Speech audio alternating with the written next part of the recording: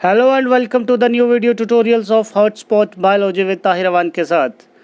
सो बच्चों, कैसे हैं आप सब। तो उम्मीद करते हैं कि आपकी पढ़ाई बहुत अच्छे से चल रही होगी इस लॉकडाउन पीरियड के दौरान। तो आज का जो हमारा टॉपिक है वो है अबाउट द प्लास्टिड्स। तो आज का हमारा जो बेसिकली सेल ऑर्गेनेली है उसमें हम स्टडी करेंगे कि बेसिकली प्लास्टिड्स क्या होते हैं। और बहुत सारे बच्चों को कन्फ्यूजन है कि प्लास्टिड्स और क्लोरोप्लास्ट एक ही स्ट्रक्चर वो कंसिडर करते हैं। सो आज आपको पूरी डिटेल्स में ये बताया जाएगा कि क्या क्या डिफरेंसेस रहते हैं plastids as well as chloroplast. So बिना किसी देरी के चलिए शुरू करते हैं हमारा आज का टॉपिक, दैट इज़ प्लास्टिड्स। सो अगर प्लास्टिड्स की बात की जाए, सो प्लास्टिड्स की जो डिस्कवरी की थी, they were discovered by Ernst Haeckel. Ernst Haeckel ने इसकी डिस्कवरी की थी इन 1886। सो 1886 में अर्नस्ट हैकल ने प्लास्टिड्स का डिस्कवरी किया था। उसके बाद इनको सेमी ऑटोनोमस बॉडीज़ भी कंसिडर किया जाता है। सेमी ऑटोनोमस अगर आपको जानना है तो हमारा पिछला वीडियो लेक्चर देखिएगा माइटोकॉन्ड्रिया का, उसमें बहुत अच्छे से एक्सप्लेन किया है सेमी ऑटोनोमस के बारे में। लेकिन फ्यूचर में अभी जब आगे चलेगा लेक्चर तो फिर भी हम बताएंगे डेफिनेटली।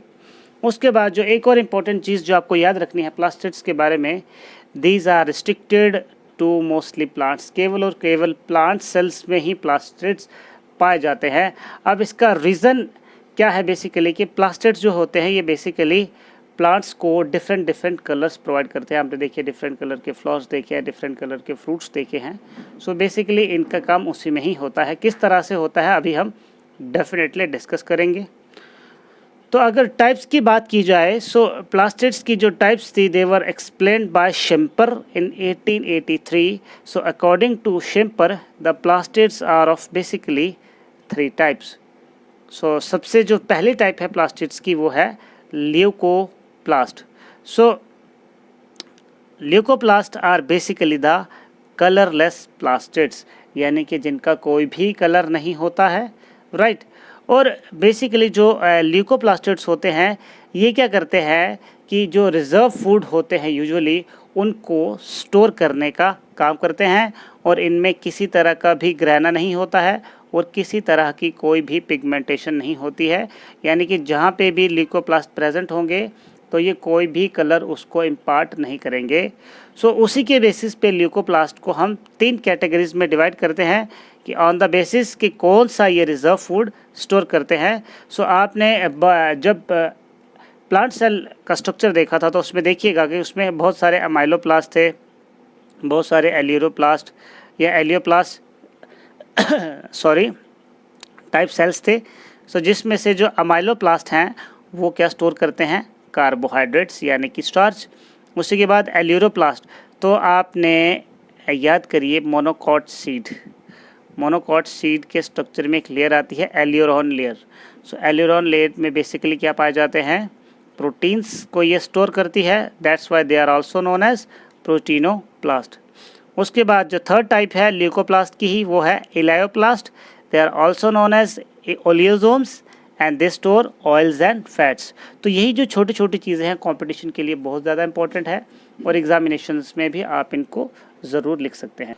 उसके बाद जो सेकेंड टाइप है प्लास्टिड्स की वो है क्रोमोप्लास्ट। तो देखिए क्रोमो का फर्स्ट वर्ड कौन सा है, क्रोमो। क्रोमोप्लास्ट का फर्स्ट वर्ड कौन सा है, chromo. So chromo is derived from the word chroma which means colour. So usually जितने भी रेड या फिर येलो कलर के जितने भी पिगमेंटेशंस प्लांट्स में पाए जाते हैं that is due to the presence of chromoplast, या उनको क्रोमोप्लास्ट कहा जाता है। और इनको कैरोटीनॉइड्स पिगमेंट्स भी कहा जाता है। जब हम प्लांट फिजियोलॉजी पढ़ेंगे उस समय भी आपको इनके बारे में ज़रूर बताएंगे। और जो क्रोमोप्लास्ट होते हैं except the green colour mostly yellow और रेड कलर की जो पिगमेंटेशन होती है वो इनमें पाई जाती है, राइट। तो कहने का मतलब ये हुआ कि जैसे आपने देखा होगा चिल्ली का रेड कलर होता है, उसके बाद टोमेटो है, रेड कलर में होता है, रेडिश है, इसमें भी रेडिश कलर की मतलब रेड कलर की रेडिश पाई जाती है, कैरेट, इसमें जो अलग अलग तरह के जो कलर्स होते हैं except that green colour I mean that is due to the chromoplast, या वो जो भी उनका पिगमेंटेशन है वो किसकी वजह से है, क्रोमोप्लास्ट की वजह से होता है। सो ये जितने भी कलर्स आते हैं चिली में, टोमेटो में, रेडिश या कैरेट में, ये सारे किसकी वजह से आते हैं, chromoplast.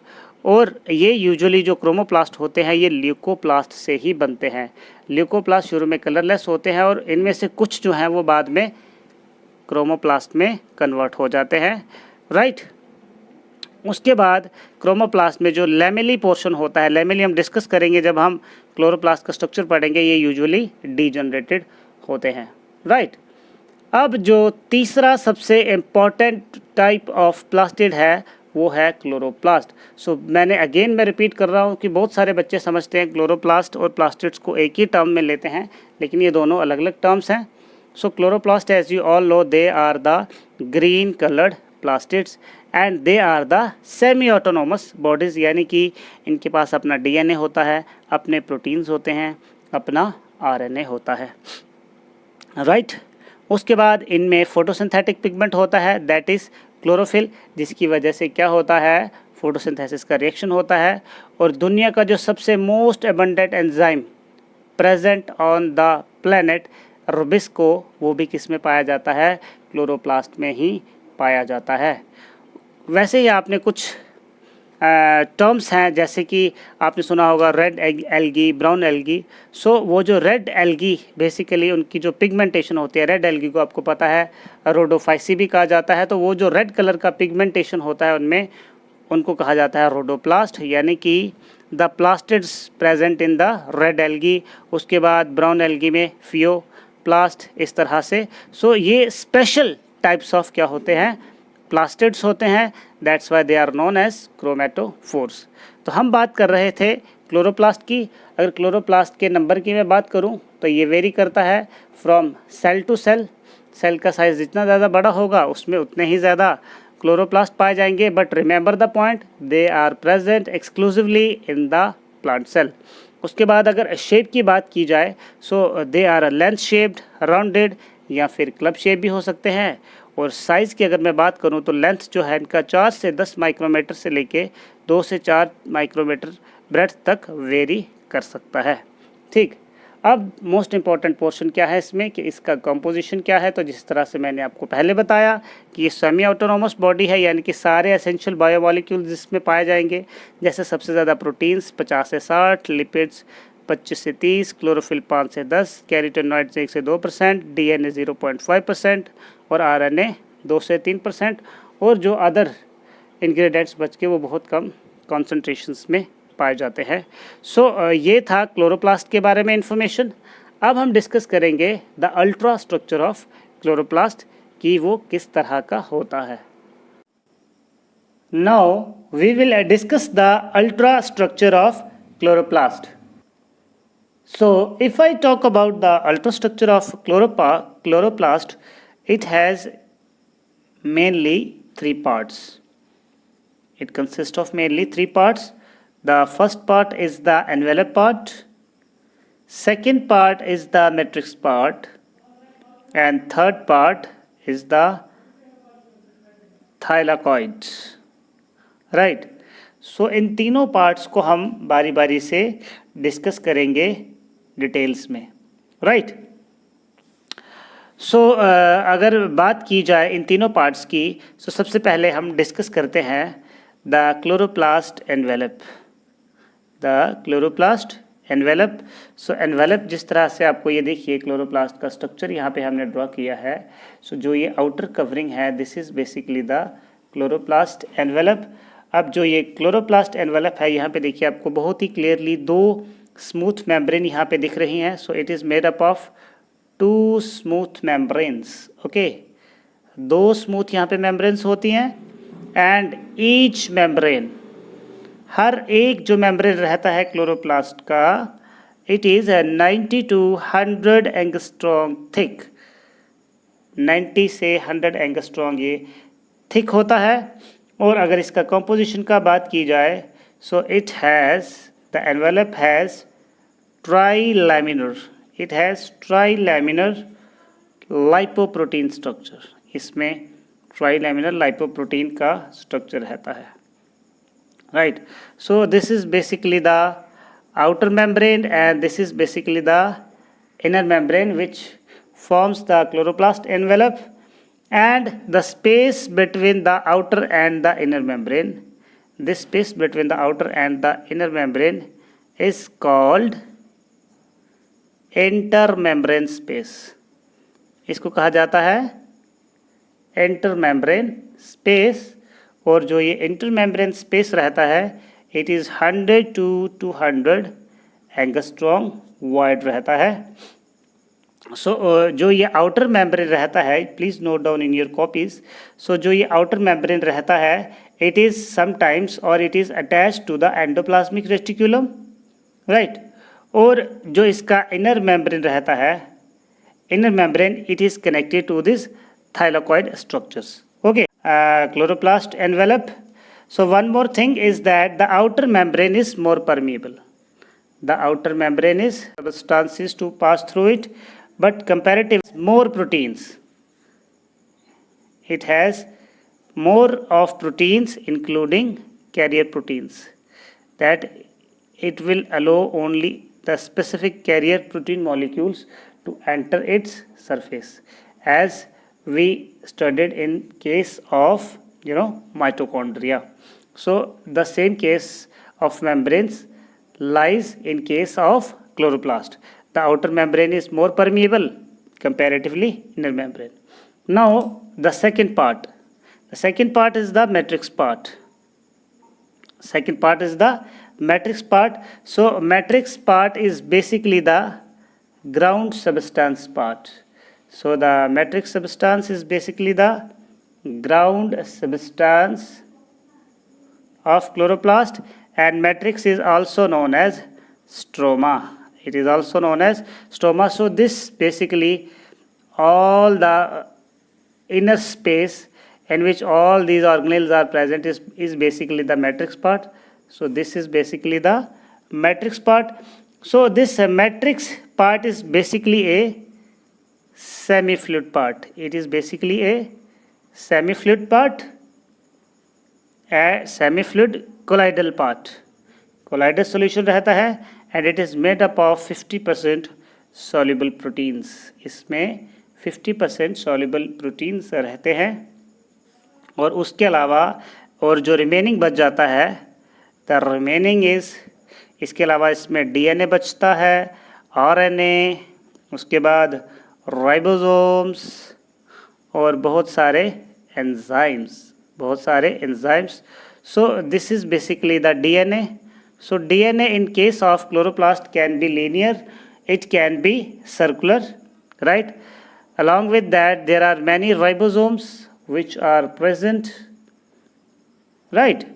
Along with the ribosomes, the RNA is also present here in the matrix part of the chloroplast, and the ribosome type is the 70S, right? Now the chloroplast matrix of higher plants, if we talk about higher plants, they may store starch temporarily in a temporary form. So this is basically the starch grains which they store for temporary period. So these starch grains are also known as assimilation starch. You can also write it as starch granules. So please note the point, in green algae, for example Spirogyra, Ulothrix, the chloroplast possesses a special starch storing structures. So in case of green algae, it is a note, in case of green algae, the starch containing granules are known as pyrenoids. These are known as pyrenoids.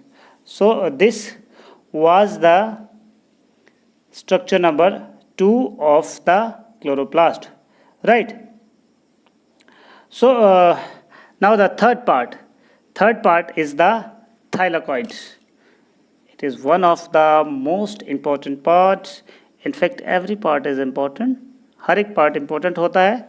So आप देखिए इस पूरे के पूरे structure में केवल हमने एक चीज़ को लेबल नहीं किया है. जो आपको यहाँ पे ये स्टैक लाइक स्ट्रक्चर्स दिख रहे हैं, देखिए बड़े ध्यान से, जो यहाँ पे ये स्टैक लाइक स्ट्रक्चर आपको दिख रहे हैं और जो ये स्ट्रक्चर्स एक दूसरे से जो इनको जोड़ रहे हैं basically. So these are basically the thylakoids. So please note down the definition or information about thylakoids. So they were discovered by Menke in 1961. So they are basically the membrane line. What are these? Membrane lined flat sacs which are running throughout stroma, which are running out throughout stroma or matrix. Okay, so these thylakoids, they take part in photosynthesis, so that's why they are also known as photosynthetic thylakoids. So thylakoids, they are basically the structural elements. They are basically the structural elements of chloroplast, as they provide rigidity to the chloroplast. So they generally run parallel. Right? So thylakoid may also be attached to the inner membrane of the chloroplast envelope. Right? So likewise. Now the very important thing about the thylakoids. So in chloroplast of hard plants, if you talk about in chloroplast of hard plants, these thylakoids are stacked. They are basically stacked to form. क्या होता है, ये thylakoids एक जगह पे छोटे छोटे इनके स्टैक्स बने होते हैं और ये मिल के जो छोटे छोटे स्टैक्स होते हैं ये मिल के बनाते हैं ग्रेना. सो देखिए बड़े ध्यान से इसके स्ट्रक्चर को अगर देखा जाए, क्लोरोप्लास्ट के स्ट्रक्चर को अगर देखा जाए, so these are basically the thylakoids. ये जो पैरेलल स्ट्रक्चर्स हैं, और देखिए थैलाकॉइड्स एक जगह पे आके क्या हो गए हैं, यूनाइट हो गए हैं. सो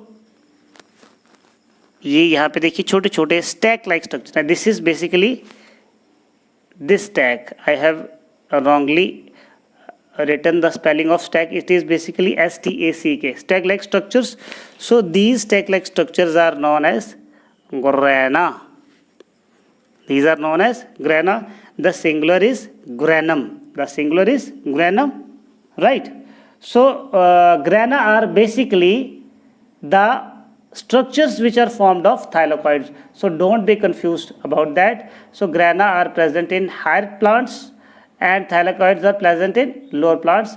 Basically these are the same structures, but grana is formed from the stack when these thylakoids, जब ये क्या होता है, थैलाकॉइड्स बहुत सारे मिल जाते हैं और ये छोटे छोटे देखिए स्टैक लाइक एक के ऊपर एक थैलाकॉइड, जो ये छोटे छोटे जो है ये थैलाकॉइड है, और जब बड़े सारे थैलाकॉइड मिल गए तो क्या बन गया, grana. Is that clear to you? So इसमें कंफ्यूजन नहीं होना चाहिए. तो यहाँ पे ये जो ये स्टैक है इसको दिस इज CK. ओके, अब उसके बाद सो बेसिकली एक क्लोरोप्लास्ट में 40 to 60 ग्रेना हो सकते हैं, 40 to 60 ग्रेना भी हो सकते हैं. और हर एक ग्रेनम, और हर जिस तरह से मैंने आपको बताया कि जो ग्रेनम है ये थाइलाकॉइड का बना होता है, 2 से लेके 100 तक थाइलाकॉइड्स इसमें हो सकते हैं. थाइलाकॉइड्स इसमें हो सकते हैं. बात समझ में आई? सो ग्रेना आर एब्सेंट. जिस तरह से मैंने बताया आपको कि ग्रेना केवल हायर प्लांट्स में होते हैं. So grana are absent in algae. They are absent in algae. So that's why they are known as agranal, where the grana is absent. Is that clear to you? So as you all know, chloroplast is the photosynthetic center of the plant. So the light and the dark reaction takes place inside the chloroplast. So I will tell you a trick about that. You have to remember two tricks, that is Lg, that is light reaction takes place in grana, and ds, dark reaction takes place in stroma. Dark reaction किस में होता है? Stroma में होता है. जब हम plant physiology पढ़ेंगे तब हम इसका स्ट्रक्चर डेफिनेटली डिस्कस करेंगे. तो देखिए आपकी स्क्रीन के सामने क्लोरोप्लास्ट का 3D स्ट्रक्चर डिस्प्ले हो रहा होगा. देखिए बड़े ध्यान से 3D स्ट्रक्चर वहाँ पे डिस्प्ले हो रहा होगा. तो देखिए वहाँ पे उसका आउटर इनर मेम्ब्रेन दिखाई दे रहा है. उसके अलावा देखिए आप जो उसमें ध्यान देने वाली चीज़ है कि किस तरह से जो ग्रेना है वो बने हुए हैं. तो बड़े ध्यान से देखिए कि किस तरह से छोटे छोटे थैलाकॉइड्स मिलके ग्रेना बना रहे हैं और उनका एक दूसरे के साथ कनेक्शन है. उसके अलावा उसमें आरएनए भी दिख रहा होगा और डीएनए भी आपको बड़े ही अच्छे से दिख रहा होगा. राइट. सो अब हम चलते हैं फंक्शंस ऑफ क्लोरोप्लास्ट पे. So if we talk about the function of chloroplast, the most important function of chloroplast is to perform the process of photosynthesis. So chloroplasts are basically the center of photosynthesis or formation of organic compounds from inorganic raw materials. Right. Now the second function is the energy transduction. Energy transduction, as I earlier told you that light and dark reaction takes place in the photosynthesis. So during that light and dark reaction, the plant uses the solar energy to convert this solar energy into chemical energy during the process of photosynthesis. So basically the light energy is being converted into the chemical energy, that is C6H12O6. So this is basically the transduction process takes place inside the chloroplast. Right. Next, the consumption of carbon dioxide, very very important, because consumption of carbon dioxide takes place during the process of photosynthesis. As I am writing the reaction here, carbon dioxide plus water in the presence of chlorophyll which is present in the chloroplast, and it get converted into C6H12 and O6 by using the sunlight. Okay. Next, so after consuming the carbon dioxide, the chloroplast liberate oxygen. So oxygen is also liberated from this, plus oxygen that is used by the organisms. Along with that, we also saw that it is the storage center of starch in higher plants. Right. Next is the photosensitivity. So as I told you that light and dark reaction takes place inside the chloroplast. So chloroplast is able to sense that particular light. Okay. Number 7, the reducing power. So reducing power is basically, it happens during the light reaction. The reducing power produced during the light reaction is used in the reduction of nitrate into amino acids. Okay, so it basically reduces nitrate into amino acid, and also it is reducing this carbon dioxide into this glucose. Okay. Number 8, it is a center of synthesis of fatty acids also. Some fatty acids are also formed here. So it was reported by two scientists naming Murphy and Leach.